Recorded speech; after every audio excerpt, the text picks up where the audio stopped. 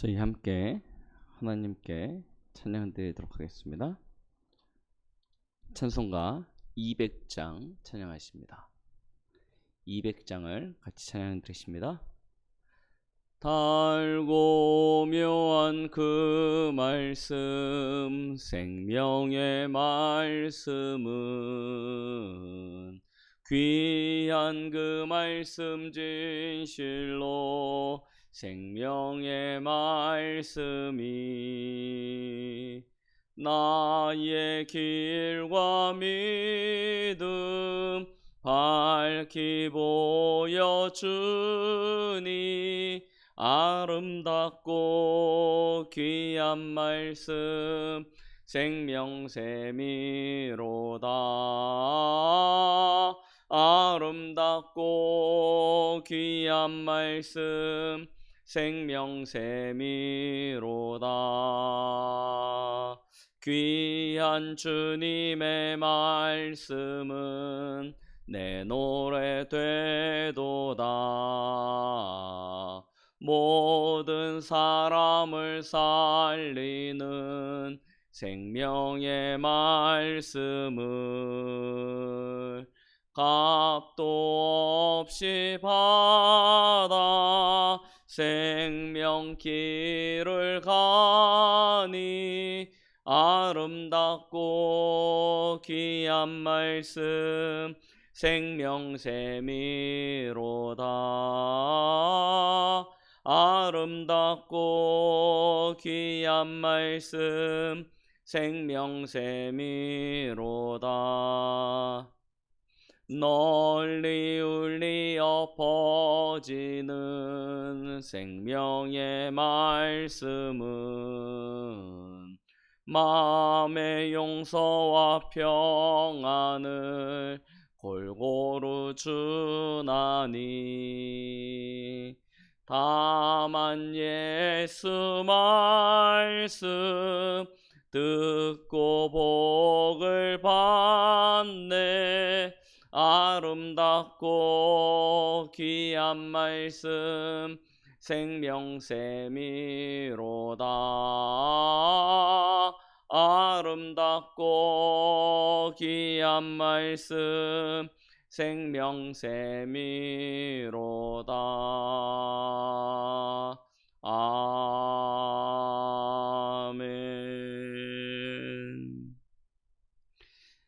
다 같이 사도신경으로 신앙을 고백드립니다.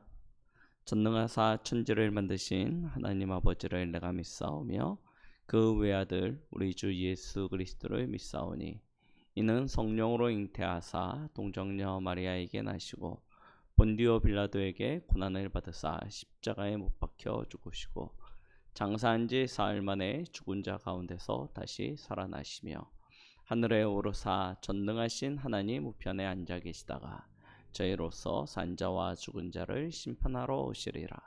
성령을 믿사오며 거룩한 공예와 성도가 서로 교통하는 것과 죄를 사하여 주시는 것과 몸이 다시 사는 것과 영원히 사는 것을 믿사옵나이다. 아멘. 하나님의 말씀 보십니다. 요한복음 21장 15절로 18절까지 말씀입니다. 요한복음 21장 15절로 18절까지 말씀 같이 합독하십니다. 그들이 조밥 먹은 후에 예수께서 시몬 베드로에게 이르시되 요한의 아들 시몬아 내가 이 사람들보다 나를 더 사랑하느냐 하시니 이르되 주님 그러하나이다. 내가 주님을 사랑하는 줄 주님께서 아시나이다. 이르시되 내 어린 양을 먹이라 하시고 또 두 번째 이르시되 요한의 아들 시몬아 내가 나를 사랑하느냐 하시니 이르되 주님 그러하나이다. 내가 주님을 사랑하는 줄 주님께서 아시나이다. 이르시되 내 양을 치라 하시고 세 번째 이르시되 요한의 아들 시몬아 내가 나를 사랑하느냐 하시니 주께서 세 번째 내가 나를 사랑하느냐 하시므로 베드로가 근심하여 이르되 주님 모든 것을 아시오매 내가 주님을 사랑하는 줄을 주님께서 아시나이다. 예수께서 이르시되 내 양을 먹이라.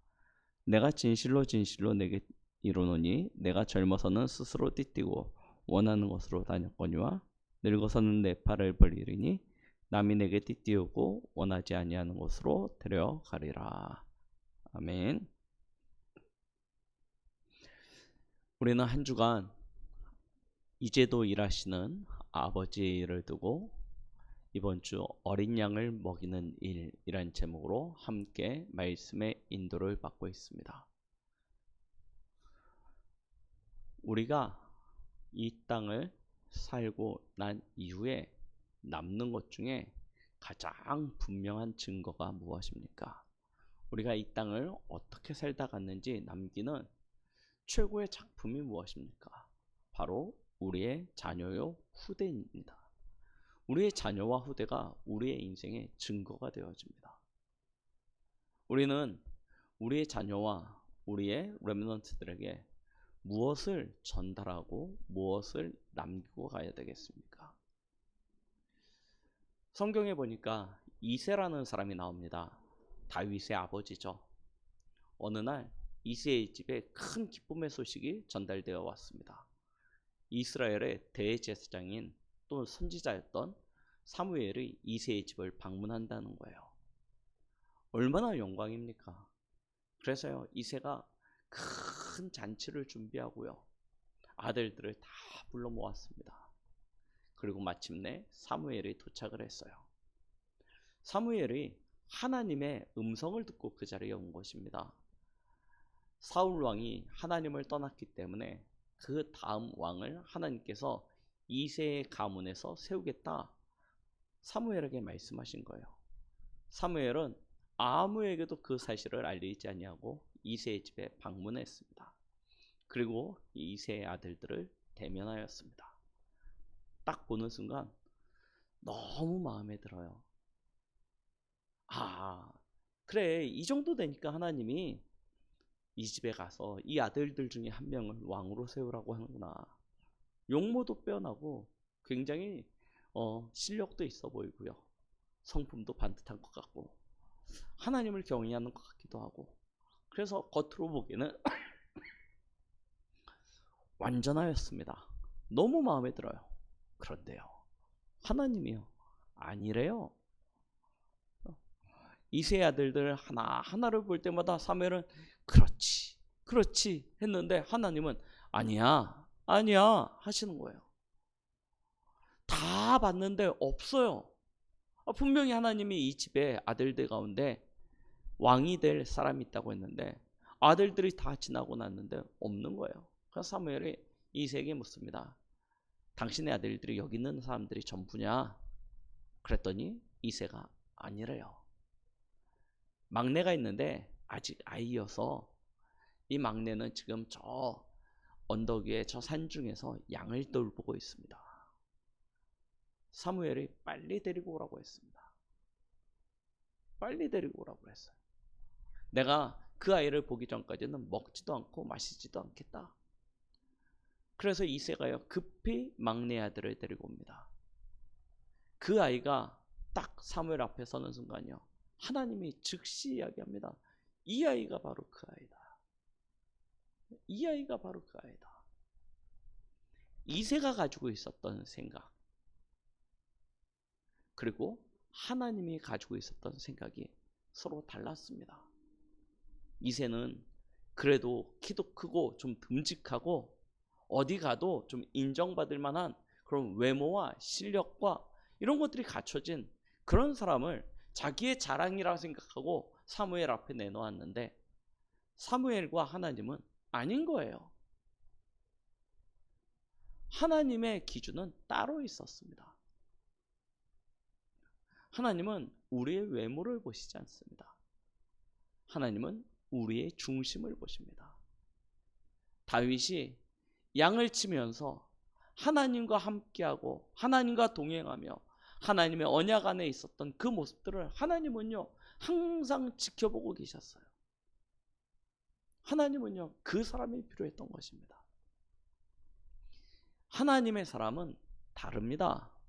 문제가 오고 위기가 오면 달라요. 그 잘난 형들은 골리앗 앞에 섰을 때 두려움에 빠져가지고 숨습니다. 피합니다. 얼마나 못났냐 하면 다윗이 하나님이 언약 붙잡고 골리앗 앞에 나아가려고 할 때요, 이 형들이 뭐라고 합니까? 네가 왜 여기 왔냐는 거예요. 분명히 아버지의 심부름으로 온 것을 아는데도 불구하고 네가 왜 여기 왔냐. 네가 어려서부터 교만하더니 아무 데서나 나서려고 한다는 거예요. 왜 그렇습니까? 사무엘에게 기름 부음 받은 것에 대한 질투입니다. 시기 질투하는 마음이 그들의 마음을, 그들의 눈을 가려버렸어요. 그런데 다윗 보십시오. 뭐라고 얘기합니까? 내가 어찌 이유가 없습니까? 내가 어찌 이유가 없겠습니까? 다윗은 형들과 다른 이유를 가졌습니다. 형들과 다른 기준을 가졌습니다. 사울 왕도, 군대 장관도, 형들도 다 눈에 보이는 것을 기준으로 삼았어요. 골리앗이 키가 크죠, 힘도 세죠, 아주 강력한 무장을 갖추었죠. 죽겠구나 나가면, 그 생각에 사로잡혔는데 다윗은 아니에요. 만군의 여호와의 이름이 훨씬 더 크다는 것입니다. 하나님은 이런 한 명의 렘넌트, 이런 한 사람의 전도자를 찾고 계시죠. 그런데 중요한 것은 그 렘넌트를 키우는 저와 여러분들의 그 중심이 하나님과 일치하냐는 거예요. 어느 날 야곱의 아들 중에 요셉이라는 아이가요, 형들에게 자랑을 합니다. 형님들 하면서 자랑을 해요. 우리들 형제들이 다 같이 모여서 곡식단을 먹는데 형들의 단이 일어서서 내 단을 둘러싸고 내가 묶은 단에게 절하더이다 합니다. 형들이요, 난리가 났습니다. 아버지한테 당장 가서 일러요. 아버지가 저 요셉을 너무 이뻐하니까 요셉이 버르장머리가 없어져가지고 이상한 얘기하고 다닌다고. 그래서 야곱이요, 요셉을 찾아옵니다. 요셉아, 도대체 네가 꾼 꿈이 무엇이냐? 그랬더니 또 요셉이 다른 이야기예요. 내가 또 꿈을 꿨는데요 아버지 하면서요, 해와 달과 11별이 내게 절하더이다, 내 별 앞에 절하더이다 하는 거예요. 그때요, 저희 같으면 무슨 이야기 하겠습니까? 아이들이 우리한테 그런 얘기 한다고 생각해 보십시오. 뭐라고 얘기하겠습니까? 얘가 기가 허한가? 뭐 이러든지요. 아니면 얘가 악몽을 꿨나? 개꿈이니? 뭐 이런 얘기 하지 않겠습니까? 그런데요, 야곱은 그 말을 마음에 간직하였다고 이야기합니다. 야곱은 그 말을 마음에 간직하였어요. 우리의 후대가 하나님이 주신 언약 안에서 꿈을 꾸고 그것을 고백하는 그 고백들이 하나도 헛되게 흘러가는 것이 없습니다. 어른들의 기준이라는 것이 거의 대부분은 세상 기준이죠. 그 기준에 맞춰서 우리 렘넌트들의 꿈을, 우리 렘넌트들의 비전을 밟아요. 야, 이거는 안 맞아. 이거는 할 수 없어. 이거는 안 돼. 전부 다 누구 기준에 맞춰요? 우리 아이들을 내 기준에 맞춰요. 하나님의 기준에 맞추지 않고요. 그러니요, 우리 후대들이 꿈꾸기 전에 이미 꿈이 꺾여버립니다. 하나님은요, 세상의 기준에 맞추지 아니한 오직 언약 안에서 믿음 가진 한 사람을 찾고 계십니다. 왜요? 우리 렘넌트들이 걸어가야 될 길, 또한 저와 여러분들이 걸어가야 될 그 길은 세상의 기준에 맞춰서 되어지지 않아요. 우리는 하나님의 것을 가진 증인으로 그 응답을 가지고 현장에서 세계복음화를 할 남은 자요, 순례자요, 정복자의 여정을 걸어가야 되기 때문입니다. 그렇다면 저와 여러분들이 가져야 될 그 마음에 담긴 것, 이게 굉장히 중요하겠죠. 우리는 세상의 것이 아니고요, 하나님의 것을 담는 것입니다. 하나님의 것이 무엇입니까? 바로 예수 그리스도입니다. 하나님은 우리에게 예수 그리스도를 주셨습니다. 그 안에서 모든 문제 해결을 하셨어요. 우리는 그래서 오직 예수 그리스도 붙잡습니다. 우리가 누려야 될 것은 내가 가진 것이 아닙니다. 세상의 성공이 아닙니다. 우리가 누릴 것은 하나님의 나라입니다. 하나님께서는 예수 그리스도를 믿는 우리에게 하나님의 나라를 허락하여 주셨습니다. 우리는 그 하나님의 나라를 누리며 하나님의 나라의 일을 할 전도자요, 렘넌트요, 증인입니다. 그렇다면 우리가 실제로 가져야 될 것이 무엇입니까? 오직 성령 충만이요. 그래서 저희의 집중은 그리스도와 하나님의 나라와 성령의 충만으로 집중하여 들어가는 것입니다. 이걸 우리가 24 계속 누리게 되어지면 당연히 하나님이 우리에게 25의 응답으로 역사하시겠죠. 그러면 영원한 하나님의 작품이 남겨지게 될 수밖에 없지 않습니까? 그래서 우리의 24를 살리라 말씀드립니다. 우리의 24를 살릴 때 하나님이 언약 가진 자에게 주시는 오직의 축복이 발견되어집니다. 그 속에 나에게 하나님께서 주시는 유일성의 응답이 발견되어집니다. 그 응답을 가지고 현장에 나갈 때 재창조의 역사가 일어나지게 되는 것이죠. 저희와 우리 렘넌트들은 이 응답으로 살아가는 자들입니다. 이걸 예수님은 오늘 본문에 베드로에게 확인하신 것입니다. 요한의 아들 시몬아, 네가 나를 사랑하느냐? 예수님이 3번이나 질문하십니다. 베드로의 고백처럼 예수님은 베드로가 이미 예수님을 사랑하는 줄 아십니다. 그런데 왜 3번이나 질문하셨을까요? 진짜 예수님이 어떤 결핍, 그렇죠? 사랑받고 싶어서 베드로한테 야, 네가 나 사랑하니? 사랑하니? 하고 질문한 겁니까? 아니지 않습니까? 뭘 확인하시는 거죠? 너 진짜 내가 그리스도라는 사실을 발견했니? 확인했니? 거기에 대한 확신 가지고 있니? 질문하시는 것 아닙니까? 죽으시고 부활하셔서 베드로를 찾아오셔서 베드로에게 그거 확인하는 것입니다. 오늘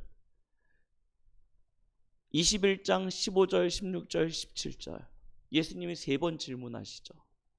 그리고 난 다음에 18절에 갑자기 이상한 말씀하십니다.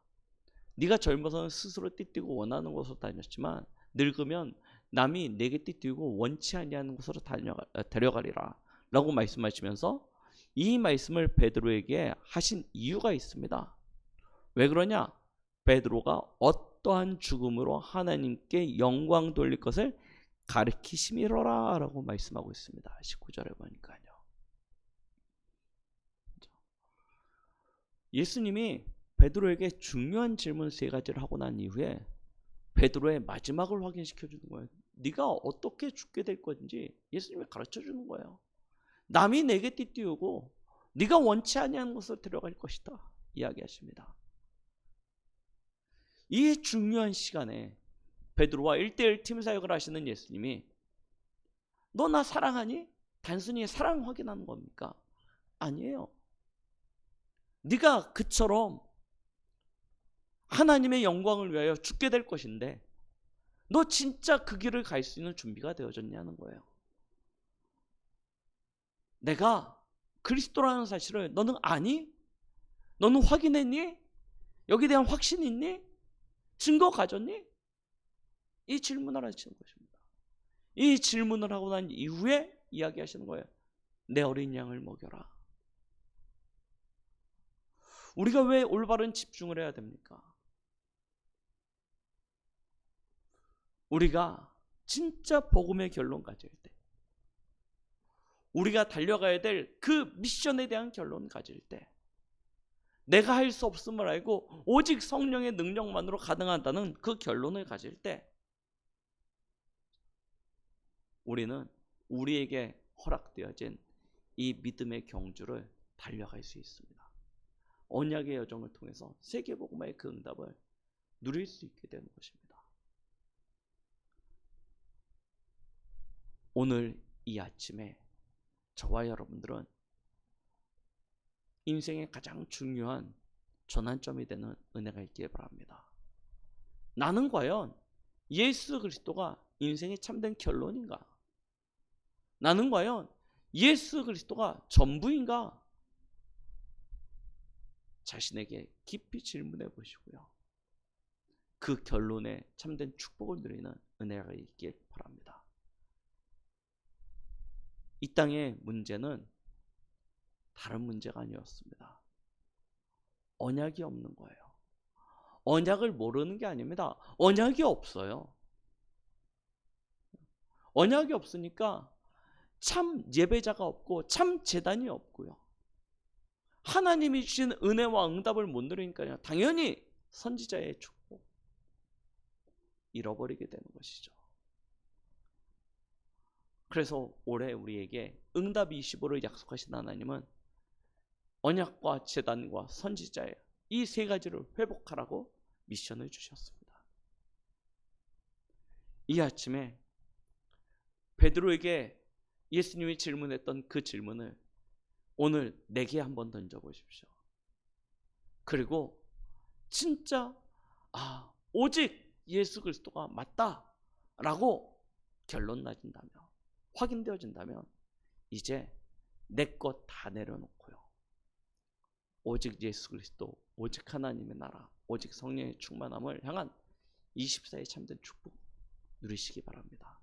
그러면 하나님은 약속하신 대로 25로 우리에게 응답하실 것이고 우리의 후대는 하나님의 영원한 작품이 되어지는 그런 은혜가 있게 되어질 것입니다. 하나님은 이 아침에 우리에게 인생의 가장 중요한 결론을 이야기하고 계십니다. 이제까지 아버지께서 내 안에서 행하시는 그 일을 두고 우리는 한 주를 마무리해 가면서 오늘도 내 안에서 하나님이 하시는 그 일, 하나님의 은혜와 역사를 기대하시면서 참 복음의 결론 속에서 인생에 대한 마침표를 가지시고요. 우리 후대들에게 영원히 전달할 하나님의 것을 증거로 누리시면서 증인으로 서시는 그런 은혜가 있기에 예수 그리스도의 이름으로 축원드리겠습니다. 기도하십니다.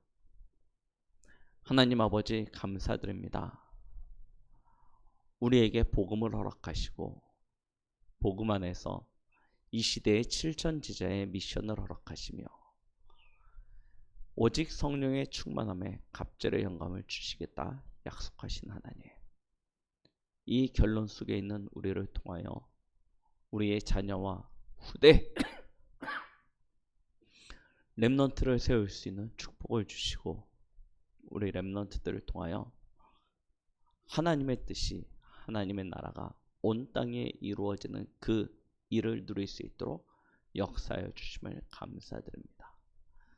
우리 강북동국의 모든 성도들이 이 아침에 시몬 베드로에게 하셨던 예수님의 질문을 통하여 나 자신을 돌아보고 점검하며 참 복음의 결론, 미션의 결론, 갑절의 성령의 충만함의 결론 속으로 들어갈 수 있는 은혜가 있게 하여 주시옵소서. 예수 그리스도 이름으로 기도드렸습니다. 아멘.